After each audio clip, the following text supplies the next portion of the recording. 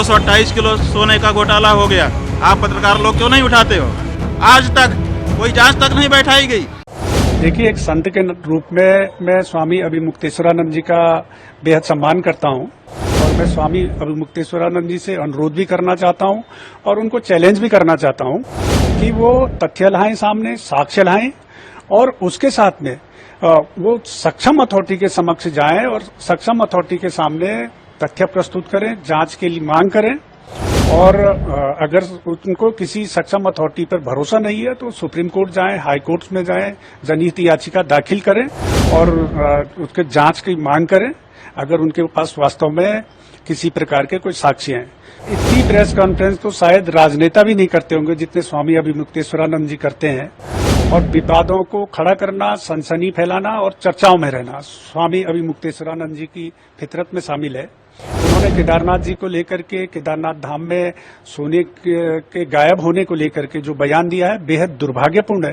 देखिए, एक संत के रूप में मैं स्वामी अभिमुक्तेश्वरानंद जी का बेहद सम्मान करता हूं, किंतु आप भी जानते हैं कि स्वामी अभिमुक्तेश्वरानंद जी की सुबह शाम लगातार प्रेस कॉन्फ्रेंस करते रहते हैं और इतनी प्रेस कॉन्फ्रेंस तो शायद राजनेता भी नहीं करते होंगे जितने स्वामी अभिमुक्तेश्वरानंद जी करते हैं और विवादों को खड़ा करना, सनसनी फैलाना और चर्चाओं में रहना स्वामी अभिमुक्तेश्वरानंद जी की फितरत में शामिल है। उन्होंने केदारनाथ जी को लेकर के, केदारनाथ धाम में सोने के गायब होने को लेकर के जो बयान दिया है बेहद दुर्भाग्यपूर्ण है और मैं स्वामी अभिमुक्तेश्वरानंद जी से अनुरोध भी करना चाहता हूं और उनको चैलेंज भी करना चाहता हूं कि वो तथ्य लाएं सामने, साक्ष्य लाएं और उसके साथ में वो सक्षम अथॉरिटी के समक्ष जाएं और सक्षम अथॉरिटी के सामने तथ्य प्रस्तुत करें, जांच के लिए मांग करें और अगर उनको किसी सक्षम अथॉरिटी पर भरोसा नहीं है तो सुप्रीम कोर्ट जाएं, हाई कोर्ट में जाएं, जनहित याचिका दाखिल करें और उसके जांच की मांग करें अगर उनके पास वास्तव में किसी प्रकार के कोई साक्ष्य हैं और नहीं तो बेवजह किसी प्रकार के विवाद खड़ा करना, केदारनाथ जैसे धाम पे की गरिमा को और उसके जो महत्ता है उसको ठेस पहुंचाने का स्वामी अभिमुक्तेश्वरानंद को बिल्कुल भी अधिकार नहीं है और केवल विरोध करने के लिए, सनसनी फैलाने के लिए और कांग्रेस के एजेंडे को आगे बढ़ाने के लिए अगर वो कार्य कर रहे हैं तो ये बेहद दुर्भाग्यपूर्ण है। और मैं यहाँ पर यह भी स्पष्ट करना चाहूंगा कि जैसे हमने पूर्व में भी जब ये विवाद उठा था तब भी हमने स्पष्ट किया था कि केदारनाथ धाम में जो गर्भगृह को स्वर्ण मंडित कराया गया है उसमें बद्रीनाथ केदारनाथ मंदिर समिति की कोई भूमिका नहीं रही है और न ही प्रदेश सरकार का किसी प्रकार का कोई लेना देना रहा है उस मामले में। गर्भगृह को स्वर्ण मंडित कराने का जो कार्य किया गया है वो मुंबई के एक दानी दाता हैं उनके द्वारा किया गया और उन्होंने अपने ज्वेलर्स के माध्यम से ही कार्य संपादित कराया। मंदिर समिति ने ना ही सोना खरीदा और ना ही उन्होंने मंदिर समिति को सोना दिया है।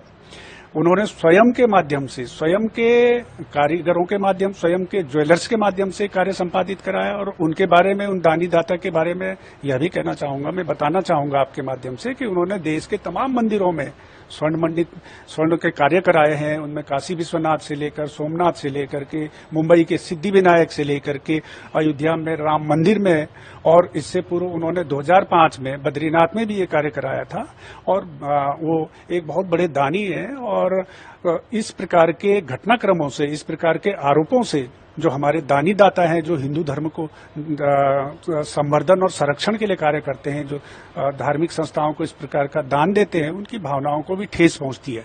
तो इसलिए मेरा स्वामी स्वरूप ये अभिमुक्तेश्वरानंद जी से अनुरोध है कि उनके पास किसी प्रकार के साक्ष्य हैं, केवल प्रेस के सामने बयानबाजी न करें, सक्षम अथॉरिटी के पास जाएं, जांच की मांग करें।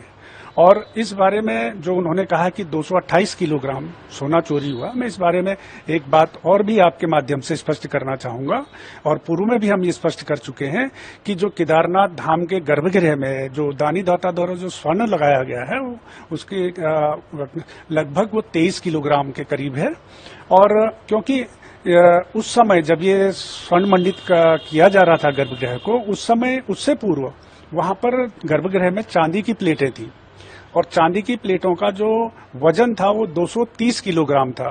तो मीडिया के कुछ लोगों द्वारा ये अनुमान लगाया गया कि चांदी की प्लेटें 230 किलोग्राम की हैं तो स्वाभाविक रूप से सोने की प्लेटों का वजन भी 230 किलोग्राम होगा। तो इस बात को प्रचारित हुई। लेकिन सोने की प्लेट और चांदी की प्लेट में काफी अंतर होता है।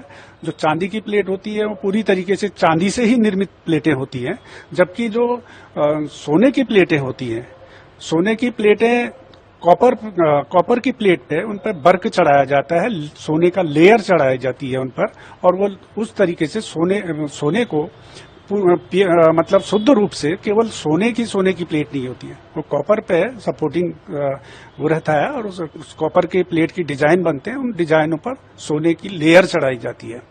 तो जो केदारनाथ धाम में जो स्वर्ण लगाया गया है वो 23 किलोग्राम करीब सोना है उसमें, और 1000 किलोग्राम करीब वो तांबे की प्लेटें हैं।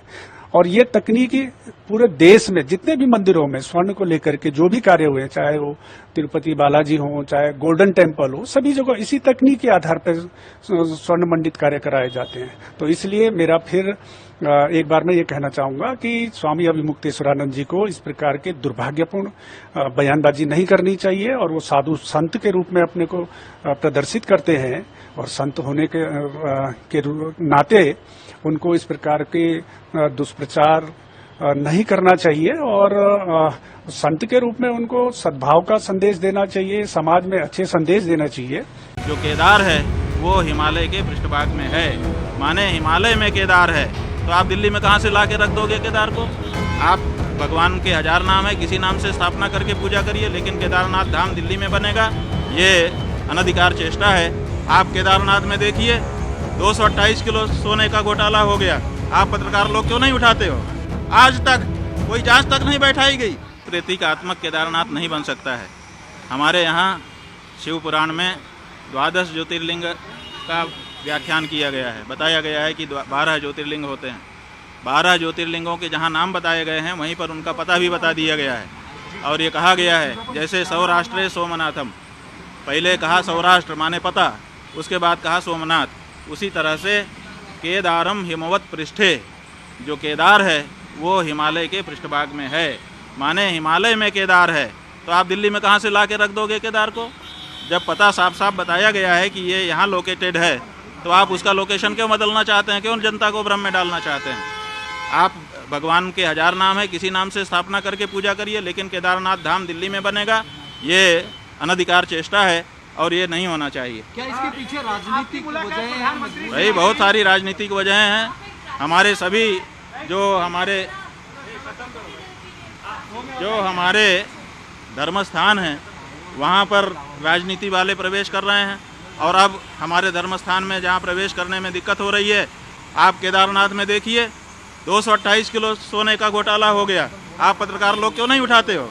तो जब वहाँ पर घोटाला हो गया तो अब आप दिल्ली में केदारनाथ बना लोगे, वहाँ पर फिर दूसरा घोटाला करोगे। 228 किलो सोना केदारनाथ से गायब कर दिया गया। ये कहाँ का नियम है? क्यों नहीं उठाते हो प्रेस वाले इस बात को? आज तक कोई जांच तक नहीं बैठाई गई। 228 किलो सोना का घोटाला केदारनाथ में हो गया, कौन जिम्मेदार है? क्यों इस बारे में जांच नहीं होती है? क्यों भाई इस बारे में निर्णय नहीं होता है? और अब आप कहेंगे हम दिल्ली में ही केदारनाथ बना लेंगे, ये नहीं हो सकता।